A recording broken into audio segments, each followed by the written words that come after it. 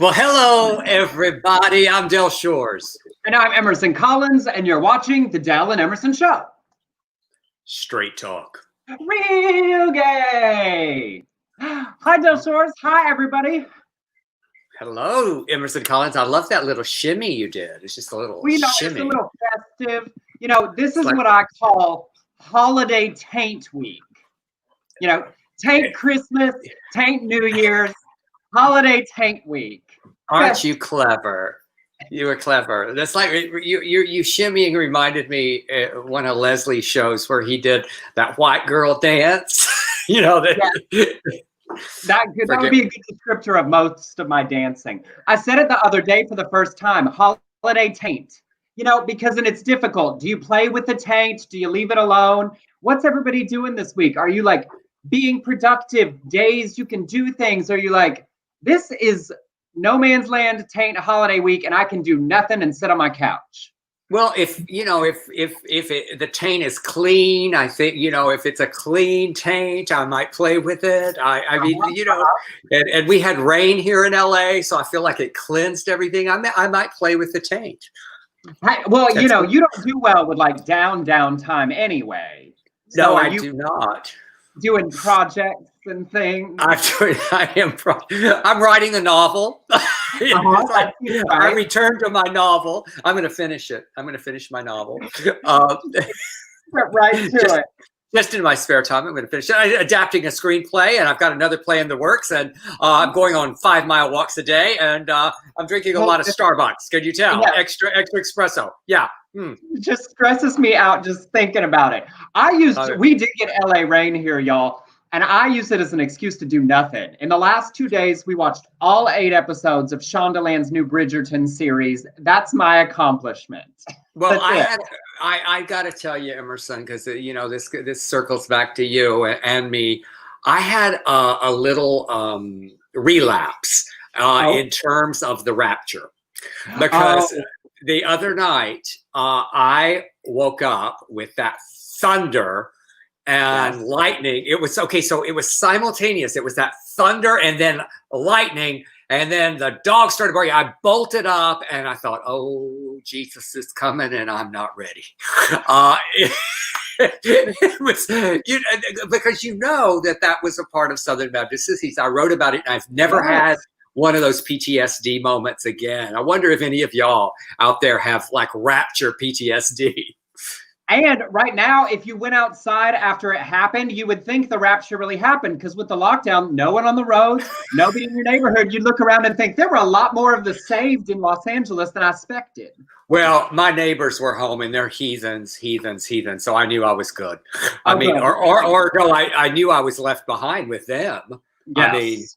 I mean, let's be honest. We're going to be left behind with some great people to hang out with. So Kirk Cameron, they can go on up, get there early. We'll stay back with the fun crowd. You know what I'm going to ask for when I go to hell?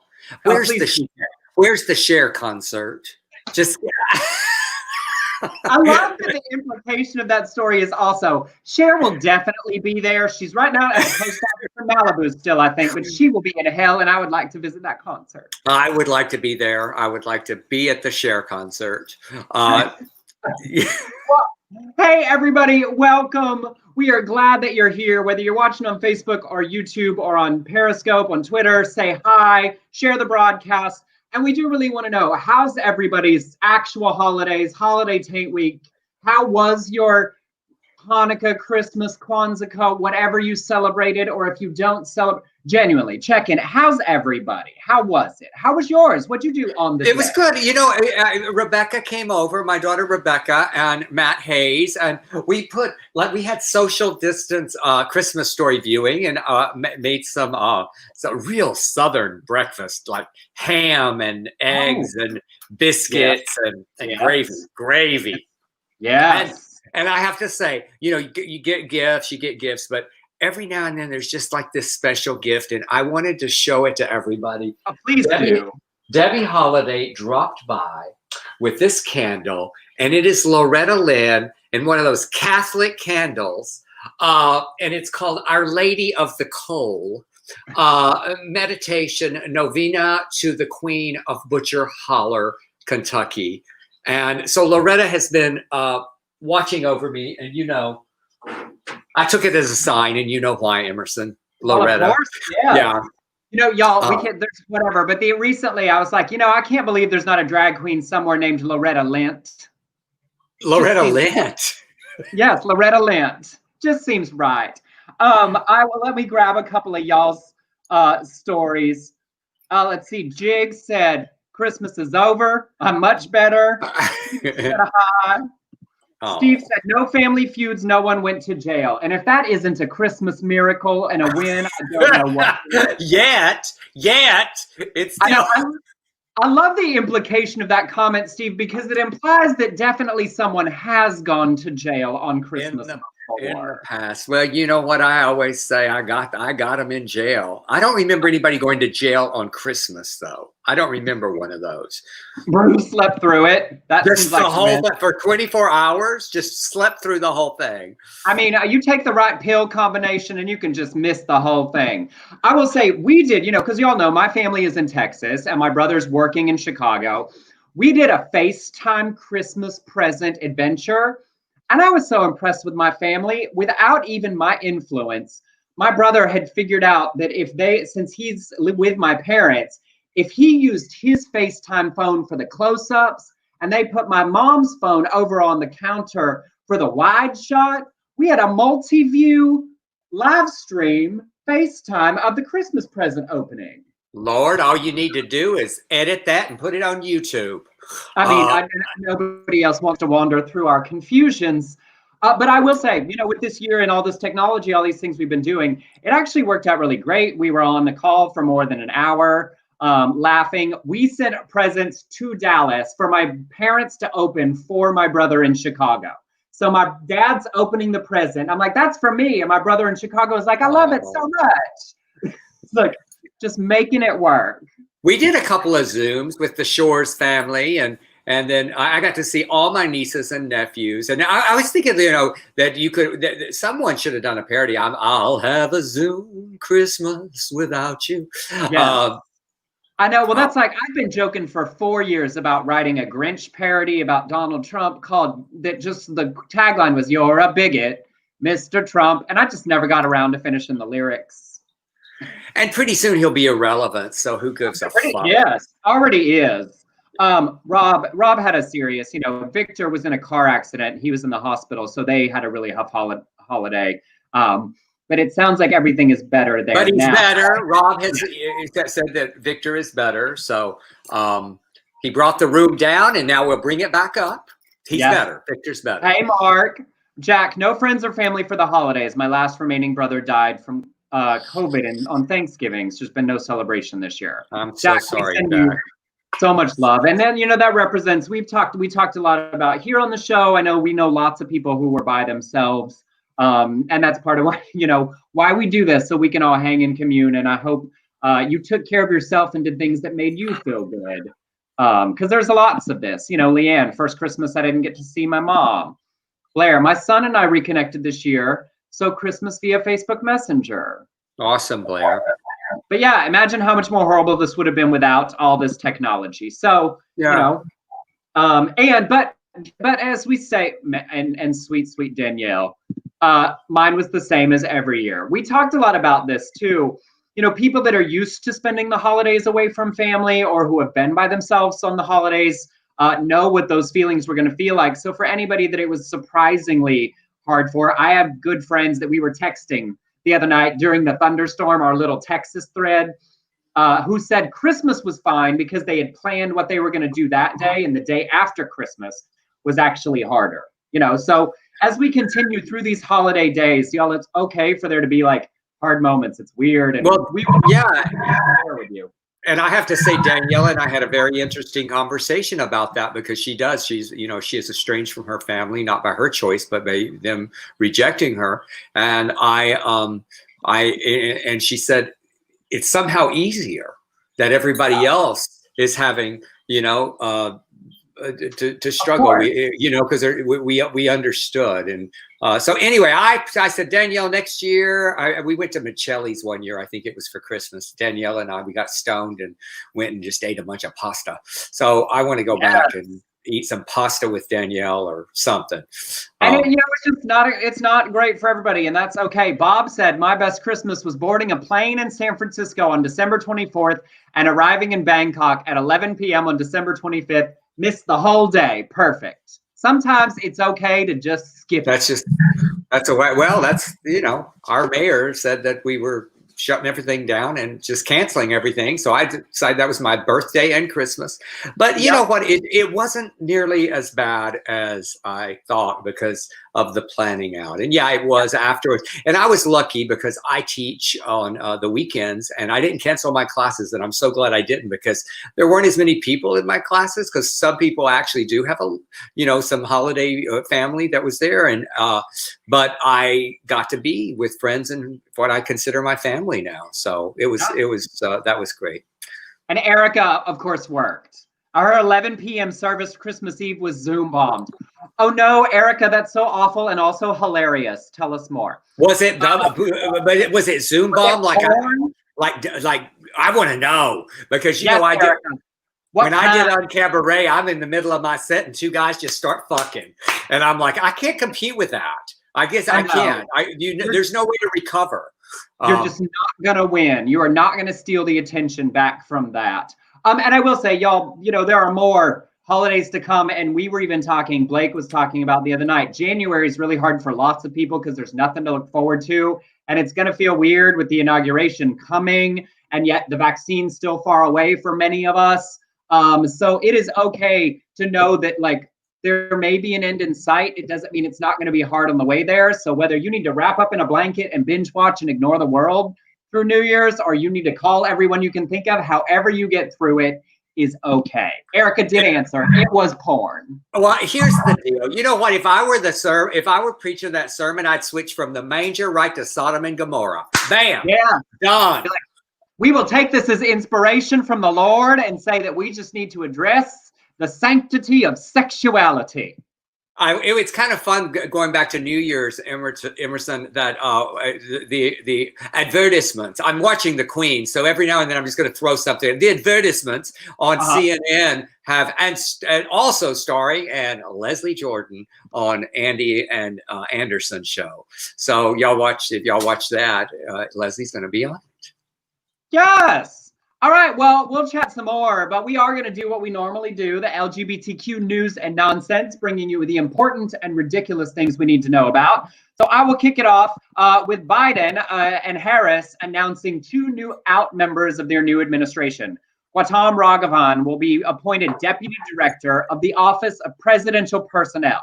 Now, what that means is that role is key in identifying, recruiting, and vetting the more than 4,000 political appointments across the federal government that the new administration has. He worked as a White House liaison to the LGBTQ community under Obama and the Asian American and Pacific Islander community, and worked to end Don't Ask, Don't Tell. So he tweeted, "It's time again for an administration that looks like America and will produce results that are good for all Americans. I'm honored to serve." He lives with his husband and their daughter in DC. And the second, out attorney Stuart Dellery, I believe, will serve as deputy counsel to the president. He also worked in the Obama administration, and making him the highest ranking LGBTQ person in the history of the Department of Justice. He and his husband also live in DC with their two children. So exciting. We will be seen and have power in this new administration. Yes, look at that. And in other gay news, Marcus Bachmann has been appointed. Y'all know Marcus Bachmann. That's Michelle Bachmann's very masculine. So he's like Paul Lynn on the center in the center square. So Trump is appointing his biggest fans, his promoters, all the ass kissers to various boards, and he recently announced that he named Marcus Bachmann anti-LGBT. I just hate the gays. Husband of former Congresswoman Michelle Bachmann, which I like to Michelle Crazy Pants Bachmann, to the President's Committee for People with intellectual disabilities. It's a law. It's a lot. This is the same Marcus Bachmann who runs clinics where undercover activists found evidence of conversion therapy. And I believe I wrote a line for that Willem Belli said in Southern Baptist Sissies, I guarantee you there has been a cock in that mouth. I don't like to out people, and I'm not outing him. I'm just speculating. Okay. Well, no, I have tried the last couple of years to like stop doing that personally, to stop doing it with Lindsey Graham, to stop doing it with Mike Pence, to stop saying that everybody that's homophobic is really a closet homo. In this particular case, though, oh my God. He makes me so angry. Them up there with those like pray the gay away camps and all that stuff.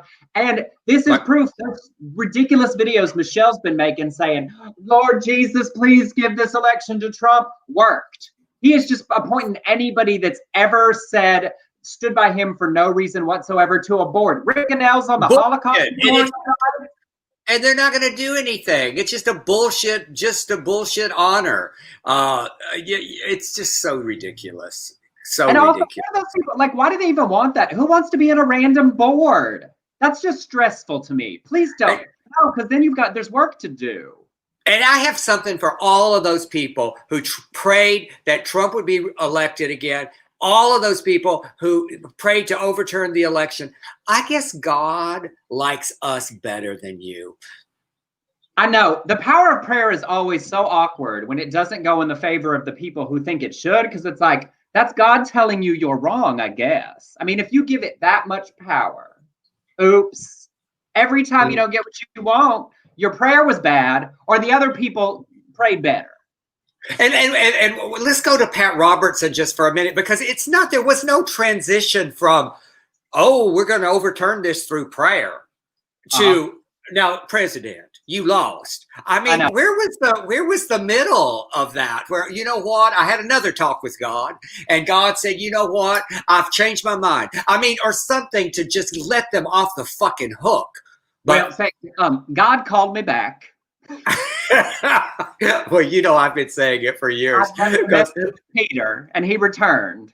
Because Pappy Robertson, he's like, I just want to go home to meet Jesus, and I go, please, just go. Hurry up! Go. Yeah. But in a way, I don't want him to go. I don't want him to go because there's too much entertainment. Oh no, it's like Disneyland. Give them those fast passes. Cut to the front of the line. I'm happy to wait. It's like God has a messaging service. I have God returning. When assistants just say so and so returning instead of returning the whole call. I've God returning Pappy Pat's call. Hopefully. Oh, I'm sorry. But you could go to the Cher concert. Oh, I'm so sorry. I cannot put you through, but I do have your VIP tickets to that Cher concert in hell. Backstage passes. A lot of people want to talk to you. And as Xana pointed out, the appointment is for 2 years. Biden can boot him. So it will be even more fun if Biden and Harris get there and kick all these people off the boards that they can. And I want him to say, Kamala, handle this. Because I feel like that she would give a better boot than Biden. Yes. There is no sugarcoating. And then in other great news from a court last week, a federal court issued an injunction against the Trump administration executive order that prevented anyone contracted or granted funds by the federal government from offering anti-bias training, which would obviously prevent race-based or sex-based discrimination. Y'all remember back in September, he put that order in place to prevent anti-bias training because he called it indoctrination. He tweeted that such ideas were a sickness that cannot be allowed to continue. He was so angry at that 1619 project, asking those in the government to please report any sightings so we can quickly extinguish anti-bias training. Just get rid of it. Lambda Legal, a whole bunch of organizations, and SAGE brought a lawsuit against the administration for the order in November, saying the ban violated the First and Fifth Amendment rights of federal contractors and employees to due process by infringing on their free speech, disfavoring them based on the content of their speech and providing inadequate notice of the conduct it purports to prohibit. Well, U.S. District Judge Beth Freeman issued an injunction against the order, writing that she agreed with the plaintiffs that the government's argument is a gross mischaracterization of the speech they want to express and an insult to their work of addressing discrimination and injustice towards historically underserved communities. So stay on the order. By the time the government could protest, he'll be out of office, and Biden will either cancel the order or not defend it in court, and it will go away. So huge. Bye. And we got some lesbian news. Officer Amanda Topping is among 6 officers from the Metro Nashville Police Department who have earned praise for their actions preventing casualties on Christmas after a camper van exploded on 2nd Avenue in downtown Nashville. 3 civilians were hurt in the explosion. Topping, who had been with the department for 2 years, said of getting the call. We were sitting in the station and my wife had just called because it was toward the end of our shift. So she was seeing what time I was coming home. After getting to the scene, she recalled, I heard what the RV was saying, and it's stuff that I'll never forget. It was a female voice saying, your primary objective is to evacuate now. I was about to get on the radio and say, I know it's not my place, but everybody's getting out of the buildings, right? I was getting really antsy. I talked to my wife again and told her things were getting really strange. After spending crucial minutes turning pedestrians away at the head of the street, Topping opted to walk over to a colleague close to the van, James Wells, when it detonated. Topping added, the first thing I could do was get on the radio. There's been an explosion. Send multiple medics. I was so scared I had just lost my entire detail. Luckily, I heard everybody on the radio and I knew everyone was alive. I was happy to hear everybody else was not seriously injured. Anyway, just reading that just makes you emotional. And the mayor, the last little piece. Sorry, it's on the next page. Mayor John Cooper called these officers heroes, while officials have said it was a miracle that no residents were killed in the bomb. Obviously, those 6 officers were amazing, and I love that one of them was from our community. It was amazing. And, I don't know about you, Emerson, but I woke up, because I wake up with the chickens here. And it was, I think it was 6:30 in the morning when I turned it on, and it was already all over the news. And my good friend James Grady from Nashville, it's so weird because you're watching the news and you're thinking of your Nashville friends, but then James, I was texting with him and he was saying, I have no internet. All the internet's out. It had to be scary. He said he felt it. He literally felt the ground rumble. Yeah.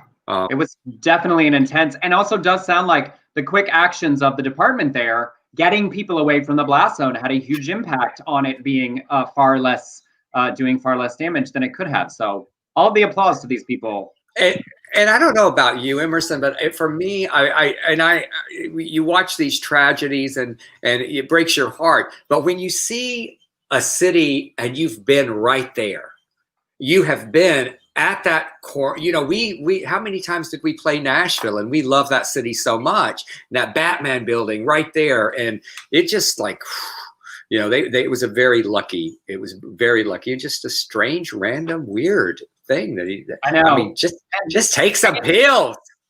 And playing that audio message, it was the description of the events was so Black Mirror-y. It felt very like the sinister plot of the opening of a movie about somebody.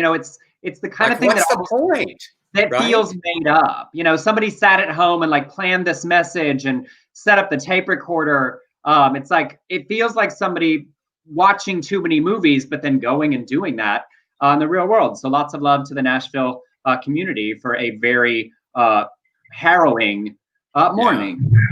And applause to Amanda and her team. Absolutely. And I all I could think about while I was reading that story, because I always say because I'm a writer, and I was like in the body of that wife for a minute. I was thinking about the fear that she had, watching the news and knowing the love of her life is out there, and not for a moment not knowing. That must have been so horrific for her.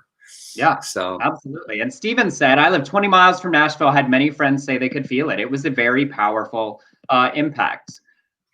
All right, for this next story, did you watch the Fyre Festival documentaries, either one of them last year? Did anybody? I did not. I was obsessed. A quick explanation. Fyre Festival was a big music festival supposed to happen down in the Caribbean. All of these big influencers, all of these very famous people on Instagram like promoted the festival. All these highbrow, important Instagram influencers were all going to the concert. And when they got there on the planes, the like tents, the accommodations weren't set up. There was no food. They were given like bread with a slice of cheese on it. None of the artists were canceled. It all fell apart, but so many people actually got there, and they knew well in advance of the festival that it was not going to happen, and yet kept going ahead with everything anyway. Well, they did 2 big documentaries on how it all fell apart, how so many people got sort of taken in. Yes, got hoodwinked. And so the Netflix one, Fyre, the greatest party that never happened, Andy King reveals at one point that the Fyre CEO, Billy McFarland, who was the grifter of all of it, ordered him to perform oral sex on the Bahamian Minister of Customs in exchange for shipments of Evian water that they needed. He says in the documentary, I literally drove home, took a shower, drank some mouthwash, and got in my car to drive across the island to take one for the team. I got to his office fully prepared to suck his dick. I was going to do that, honestly, to save the festival. Well, obviously, it became a highlight of the documentary. Him and that quote, I got to his office fully prepared to suck dick, became a hilarious, delightful meme. He had a good time with it. He said he did not end up having to go through with it. But it was one of the big highlights, and I found it hilarious, and I like appreciated his like honesty. Well, Evian has now taken Andy up, and he is the newest face of Evian water. Speaking to people, he said, a year ago, I shared with the world my willingness to take one for the team to bring Evian to thirsty festival goers, and unexpectedly became an internet sensation overnight. On the first anniversary, Evian is dropping a special bottle with an all-new slogan in honor of my infamous team spirit. As a longtime Evian fan of both the water itself and the brand's sustainable practices, I could not be more thrilled. What's the slogan down there at the bottom? So good, you'd do anything for it. I love this. I just love Evian now. I love Andy. I love Evian. I mean, so good you'd do anything for it. From a guy who was willing to give blowjobs to get the water. That is just branding synergy I can get behind. Yeah. I would say there's, Dale, you're going to have to suck a dick. I go, well, what does he look like? I mean, can I have a picture? How much water are we talking? I mean, honestly, I feel like if you took the value of the water and the shipment, he probably was going to get basically paid a lot more. I have done more for less. This bottle in the shape of a cock. I don't now, think Rob, please. That might be a little far for Evian. This is a family show, Rob. How can you go there? All right. It's a family show in that old timey, like, is he family kind of. That's right. It's are y'all family? You don't have to be family to watch our show, though. You just have to be willing to put up with us saying cock and dick. Lots of allies and friends. Kathy's up in Winnipeg watching. Oh, Kathy, it must be freezing up there. Y'all remember when we went up there and it was a lot earlier and we were like, where's the, yesterday, it's like today, guys. I mean, not to talk, Emerson hates it when I talk about the weather, but I was going, oh my God, it must be in the 30s. It was 44. I just get so cold here. All right, Elton John. Let's talk about Elton John. Sir Elton John was the top-selling live tour act of 2020, and y'all, it didn't take much. And he only was on the road 6 weeks, but sold out performances for his Farewell Yellow Brick Road tour, and then, bam, pandemic hit. So even prior to the pandemic hitting the entire world, Elton John had to walk off stage in the middle of Auckland, New Zealand. He had come down with walking pneumonia, but he was still put in 90 minutes of his act before leaving the stage as he hacked up a lung. With the entire last leg of the tour postponed, he put up a Christmas video declaring he will be back out on the road. We're going to play this for you. This outfit, I mean, I love everything about it. I hope you're all well and safe. And I cannot wait to see all of you back next year when we start again, hopefully in Berlin, September, and then America and Canada after that. God bless you. Have the best Christmas. Love you! Step into Christmas. Let's do together. Yeah, baby. Let's go see him, Emerson. I've never seen Elton John. I have not either. I know, in this Yellow Brick Road or whatever it is supposed to be the final, but I figure it's going to be like Cher's final. You know, it's final until they get bored and decide to do it again. No, her final one. We know where her final one is. It's in hell. That's what Cher's final one is. That's the last one. It's just the hell. She's playing 365 days a year in hell. Beelzebub's House of Blues. Right. Well, we have reached the midpoint of our show. We are so grateful that you all choose to hang out with us, but we do put in some effort to make the show entertaining for y'all. And if you've got your Christmas bonus and bought all your Christmas gifts and contributed to everything you can think of, and also want to toss $1, $5, $10, or $1,000 our direction, you can send us a tip on Venmo at Emerson Collins or on PayPal to beardcollinsshores.productions@gmail.com. It's in the ticker below. Thank you to Bob Bielenberg, who always does this on PayPal. I can't see those during the show, and to Michael Shane, who's already contributed today. And you know, it's if you're just waiting and you go, I do not need that $600 or that $2,000. I don't know what it's going to be till tomorrow. You can just sign it right over to us. You know, if you want to stuff our stockings a little late, you can. And I may not need it. Happy you're here. I do. Well, my ex-wife Kelly, she texted us all today, and you know, Kelly is always giving away her potential wins for the lottery. I love that about her. It's like she's not, if I win, you are getting 45. So I'm getting 45 million from Kelly Alexander and both of my children. So I may not need it, y'all. If I win that lottery with Kelly, I'm gonna give away whatever. I'm not in that pot. So if you want to make a donation in someone else's name to me for this holiday season, you can. People that do that, I made a donation in your name to this cause. Emerson, I want to tell you something right now, and I mean this.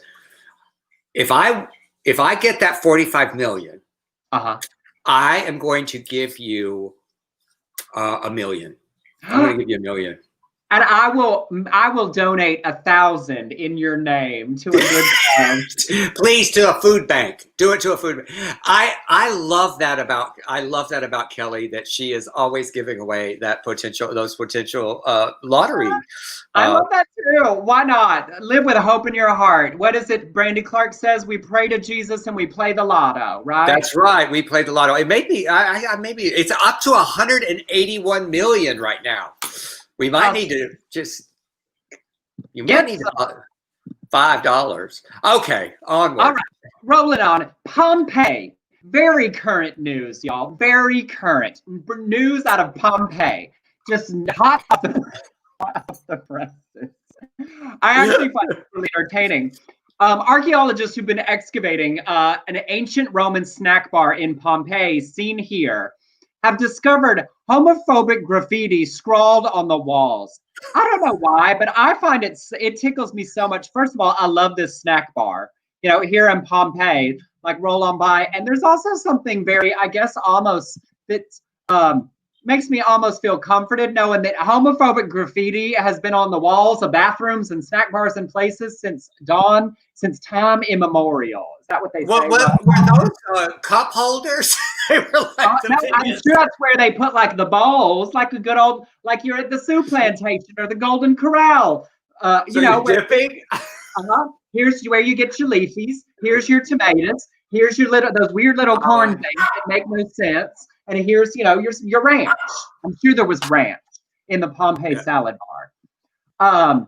But I want to show you this other photo so I can show you the homophobic graffiti. It just makes me laugh. Like you go into a bathroom that says Aaron sucks dick here on Tuesdays at 4 p.m. This is it. This is at the site. There's a colorful thermopolium of Reggio V, was one of the snack bars at Pompeii, and it's been revealed in its entirety. They discovered paintings, food residue, animal bones, and this last little bit of homophobic graffiti. Can y'all see? It's right up here. This is what we're going to talk about, right above this dog. It says, now my Latin is not good, but Nicia Senadi Cacator. Somebody that speaks Latin can criticize that, but I don't care. Nicias was likely to have been a freedman from Greece and the owner of the bar, so likely the food bar operator. Well, the Senadi Cacator translates loosely to catamite shitter. Now, the word catamite doesn't have a modern day equivalent, but referred to a teenage boy who was the sexual partner of a young man, a common thing in the time period. When directed at an older man, the word catamite was used as an insult. Pompeii cites notes that the homophobic graffiti was probably left by a prankster who sought to make fun of the owner of the food bar. Because back in this time, a man being printed, the bottom, so to speak, was stigmatized in ancient Rome. But it wasn't until the arrival of Christians, you're welcome, that caused homosexuality to be punished by burning at the stake. So they judged you if you were a bottom, but it was sort of like known and seen. It's once again, the Christians ruined everything. I just found like homophobic graffiti in the olden timey days to be like of course, hilarious. Somebody's writing fag on the walls. So hey, can't wait. Kathy said she wished she could donate. Y'all, we ask because we know we have some viewers that have a lot of money. That is not meant that anyone who doesn't. And there are sweet people who give $5 once a month because that's what they can afford to contribute. It's all welcome. None of it's needed or expected. And so please, you know, one of the greatest things you can do is share this broadcast for us to get it out there just a little bit more, Kathy. We just appreciate you being here, and thank you for that. And guess what? Times are going to get better.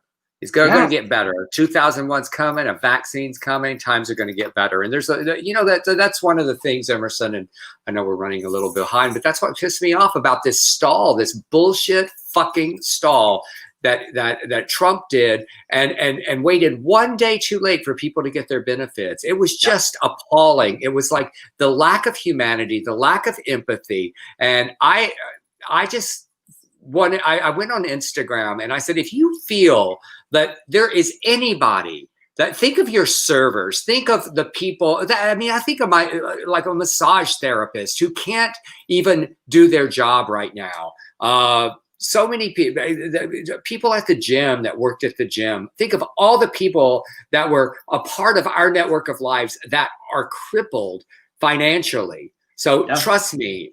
And we've got and entertainers. I know we choose bullshit jobs, but that's what we do. Yeah. You know? Well, and you've got Mitch McConnell standing up there today with the president said $2,000. Nancy said, great, passed it through the House. Chuck Schumer said the Democrat senators are ready. And Mitch McConnell standing up there just saying no. And the frustration of that is if they had helped more people along the way, if we'd shut down correctly and supported the individuals, of course, but also the small businesses and for the time to be closed more aggressively for a shorter period of time, we wouldn't be trying to do this now. And the Mitch McConnell and the Senate Republicans are standing up and saying, we don't care, because they sure could find the money to pass that defense spending budget, but can't find it to help individuals who have suffered through this year. It really is. They just really don't care. And and right now, turtle is trending on Twitter. And I said, don't insult turtles. That is so rude to turtles. I saw some turtles on my Franklin hike the other day. It was very exciting. Oh, my daughter Caroline loves turtles, so I do not like them even giving that fucking turkey neck, okay, but not turtles. Okay, Indonesia news. A nurse at the Wisma Atlet Emergency Hospital in Jakarta, Indonesia, is under investigation after having gay sex with a COVID-19 patient in a hospital toilet on Christmas Day. The gay sex between the nurse and the COVID-19 patient was revealed after the patient posted about it on Twitter, sharing a screenshot on a WhatsApp conversation. There is more in that sentence that I could launch a screenplay right now. This was accompanied by a photo of the nurse's personal protective equipment strewn across the hospital bathroom, just taking off the mask and everything. The hospital is an emergency facility set up for treating coronavirus patients. The manager of the Integrated Joint Task Command responsible for operating the hospital conducted a search and identified both the nurse and the patient. They were both arrested, although it is unclear on what charges. The patient was later sent back to the hospital after it was confirmed that he was still positive for COVID-19. And a rep for the Indonesia National Nurses Association said, it is true.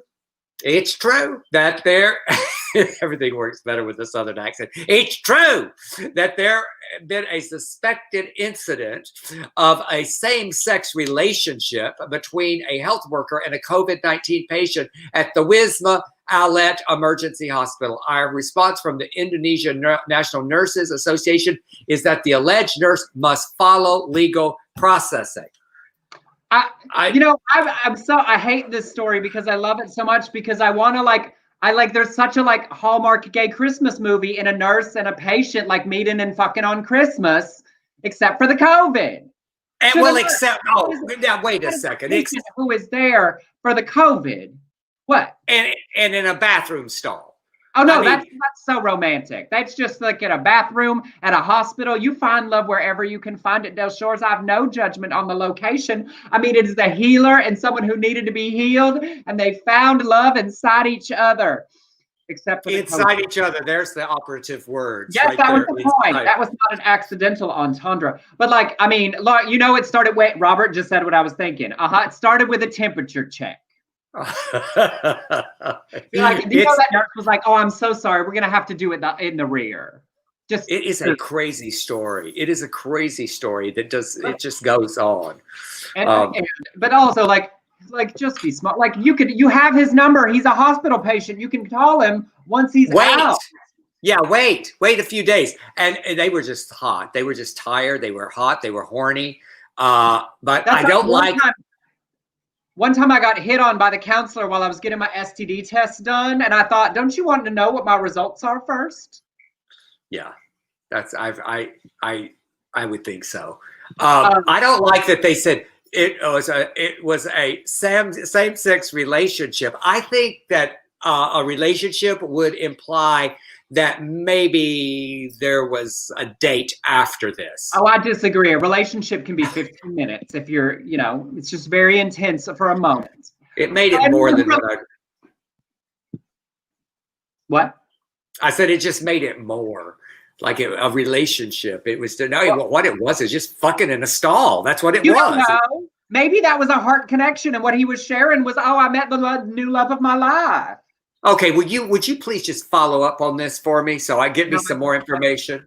I won't. I just don't care that much. In related Indonesian news, on Wednesday last week, parents in Medan, Indonesia protested outside of an elementary school in opposition to a school's gay principal with signs that said, "Protect our children, do not wait until there are victims."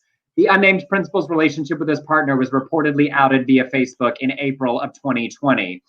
The protesters claimed that 300 parents signed a petition demanding the principal to be dismissed. Some are reportedly worried the principal will install secret cameras in the children's bathrooms. The education board there has promised to investigate. And I put these back to back because the other story is silly, but there are many parts of Indonesia where LGBTQ people are in danger. We've talked a lot about that. Remember the 2 guys that escaped Indonesia that we did on Canada's Drag Race? There are parts of Indonesia in Aceh Banda, I believe, where the Muslim influence is incredibly strong. So these 2 guys in the hospital, the story is sort of silly, but it is a culture where there are many places where it's dangerous to be out. And the story of this principal being protested with archaic and old, like those 70s, 80s things we had here of we can't be teachers because we have to protect the children. So right. Hopefully that teacher will be okay and able to keep his job. And then a little while ago, far right InfoWars personality Paul Joseph Watson wanted everybody to know that he's very masculine and has no plans to be seen in public with a mask. And if you do, you're signaling to the world that you are some kind of gay. In his mind, that is. He tweeted, basically, if you're a man who wears a mask, you're broadcasting the fact that you have been fucked in the ass by your girlfriend. And that is not something to be proud of. His tweet is additionally ironic, given that his employer, InfoWars, actually has been selling masks during the pandemic for $14.95. It's an InfoWars made in the U.S. face mask. There's you're gay, but you're fucked by your girlfriend. I would think you're not gay. Maybe just like, a strap on. I mean, he went to a weird place there, don't you think? Also, like, I love that he's one of those sad, stuck in some weird traditional masculinity. There's a prostate in every man. And of course, not everyone's stimulated the same way from it. But the number of straight guys that I know that enjoy the pinky or more because they know that it's something that can be stimulated, it is who your partner is that makes it gay or not, right? It is not what the person is doing. And pegging. I love that. Well, pegging has become super popular as people explore if people let down their puritanical only missionary sex, straight from the front on top of each other with your black dress socks still on. Once you get beyond that, the world is your oyster. And it's so funny that he thinks that other men comfortable enough with their sexuality to explore other things they might enjoy with their female partners is just so sad for him more than anything. Well, but it has anything to do with a mask. That's what the stupid thing is. Well, right. It's like the idea that you want to be protected and you're considerate of your neighbors mean you might be open-minded enough to explore other sexual. Like, I take it as a compliment in the other direction. He wants to mean it as this, like, some kind of insult, like you're emasculated wearing a mask and getting fucked by your girlfriend. If you like it and she likes it, have a great time. It's none of your business. It is none of your business, Paul Joseph Watson. So he's one of those sad trolls. He's like a Candace Owens. He likes to just say things to get a reaction on the internet. He's like quasi-right, indulging all sorts of nonsense, social Marxism. Y'all don't fall down his rabbit hole. Like, it is not. I'm not. I'm going to go and talk to him. I'm not. I'm done. And of course, we would be up, Matt. Matt, thank you. An asshole has no gender, nor does what you do with it. That's right. That's right. Thank you, Matt. There's also plenty of gay men and bi men who don't enjoy butt play at all, and it doesn't make them less gay. See, what you do with your butthole has nothing to do with your sexuality. I think that's a great T-shirt, Matt, that you need to put that on a T-shirt, sell it. An asshole has no gender. Every level, Matt. It's like people can be an asshole or it can be about literal ones. I don't know, but there were two comments I wanted to make. First of all, I love that you've had conversations with your straight friends about a pinky up their ass. And it reminded me of that great episode of Sex and the City where Miranda finally started talking dirty. And I love when I get to put my finger up your ass and the guy's like, you can't talk about that. Yes, absolutely. All right, in Georgia news, because y'all, it's the holiday taint week, but Georgia, that runoff that's going to affect everything we can accomplish this new administration in the Senate is coming up. And for the past 5 years, wanted to share about this organization and these two women that are leaders in it as we continue to talk about the important work happening there. And then let me get you this little banner. All right. For the past 5 years, Mary Hooks has held the role of co-director of Southerners on New Ground, SONG for short, an Atlanta-based organization fighting for LGBTQ liberation throughout the South. She helped found the Atlanta chapter of Black Lives Matter, created Black Mama's Bailout, an initiative to bail Black mothers and caregivers out of jail, and through their political and advocacy arm, Song Power, they're helping lead the efforts to get out the vote for Georgia Senate runoff January 5th. Y'all, it is so soon. Their work is considered flipping Georgia blue in the presidential election.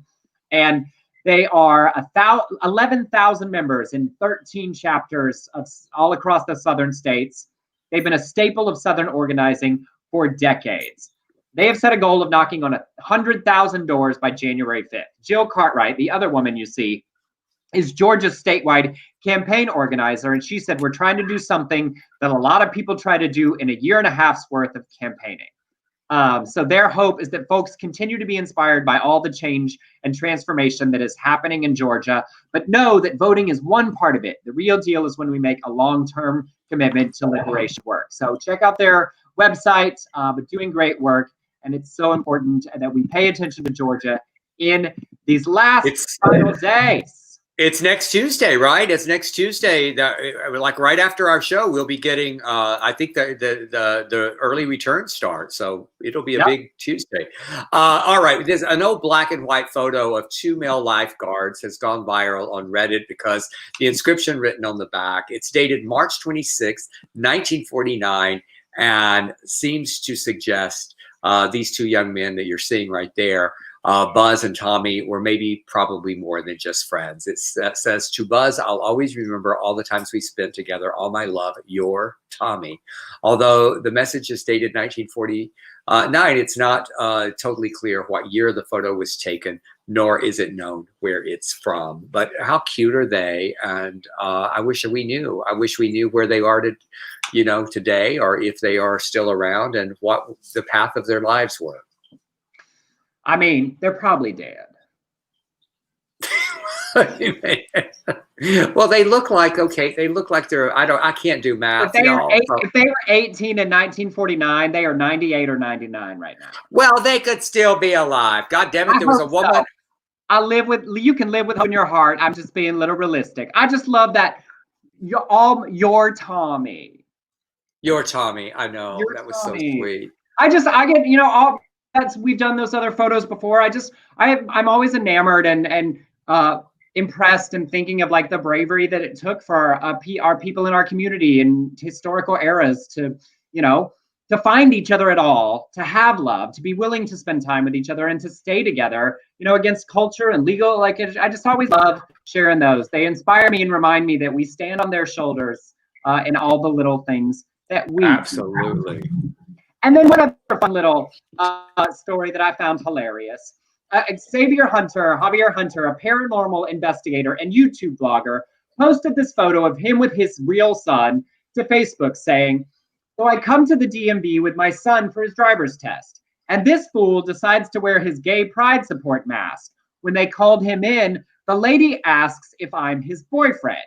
And what does my smart-ass son do? He says, no, that's my daddy.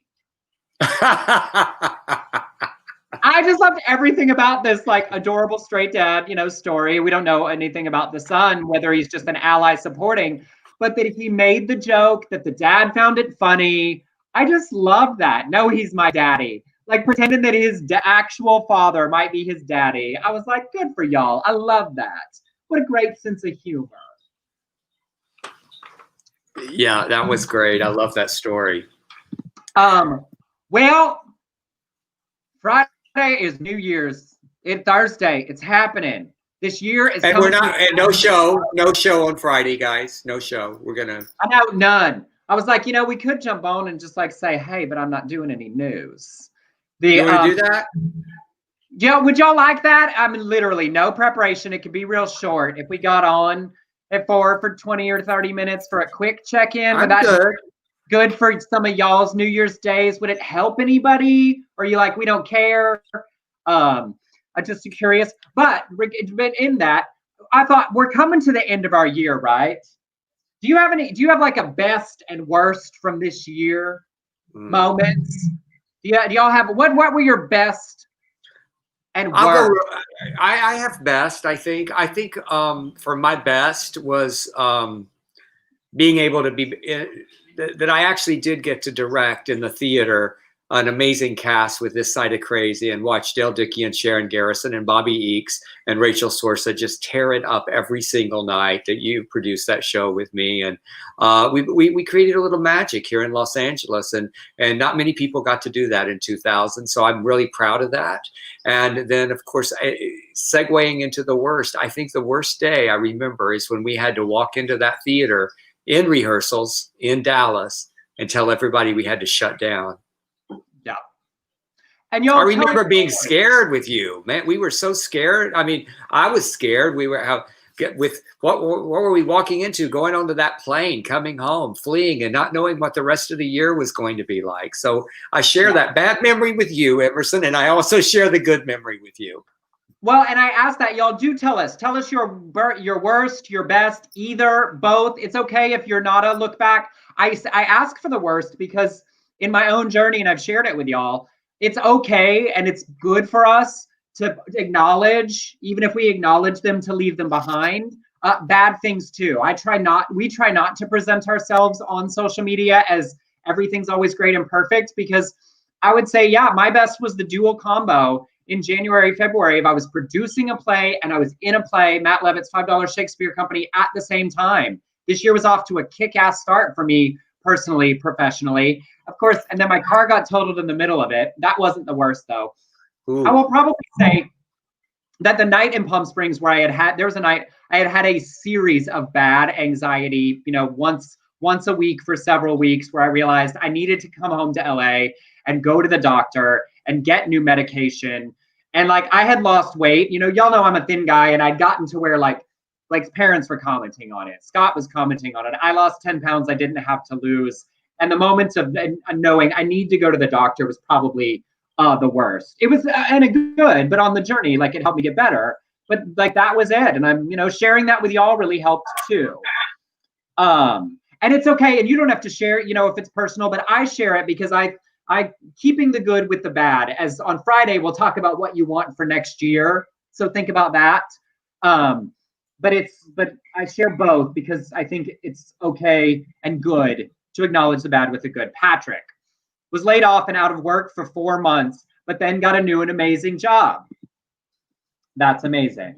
I love that saying. Sometimes it's not just rejection, it's redirection. And that one, he just showed us that.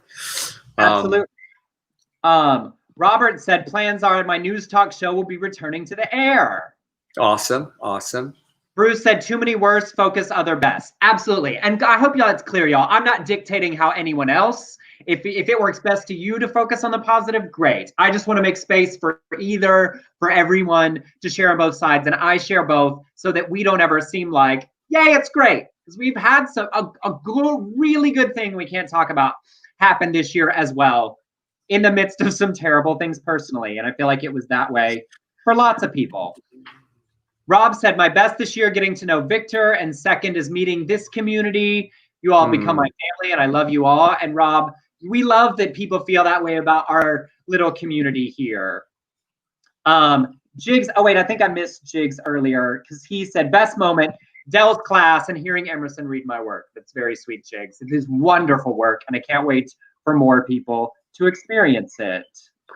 Well, in that, I have to say two more things. I mean, the fact that those classes brought together, because he said it introduced him to some amazing and talented people. But boy, did they keep me grounded. That I got to teach 3 times a week, and I got to go, and then I got to fly and teach in person for 3 weeks. Those were some crazy great things. But hearing new work and us doing that, and also what we did together, Emerson, when we raised all that money by doing the Sorted Lives live stream, that was a really great thing that we got to do together.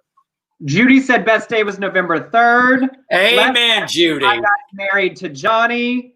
Kevin said first was March 12th when they closed Broadway. That was for many people. Bruce, yeah, it helps us emotionally to be able to talk about both.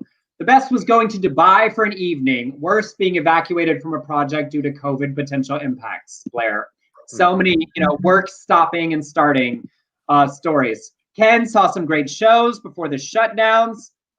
Kevin, best when Joe won that Saturday when it was known and the country was such joy. Erica, so many election related, right? Best Trump not getting elected.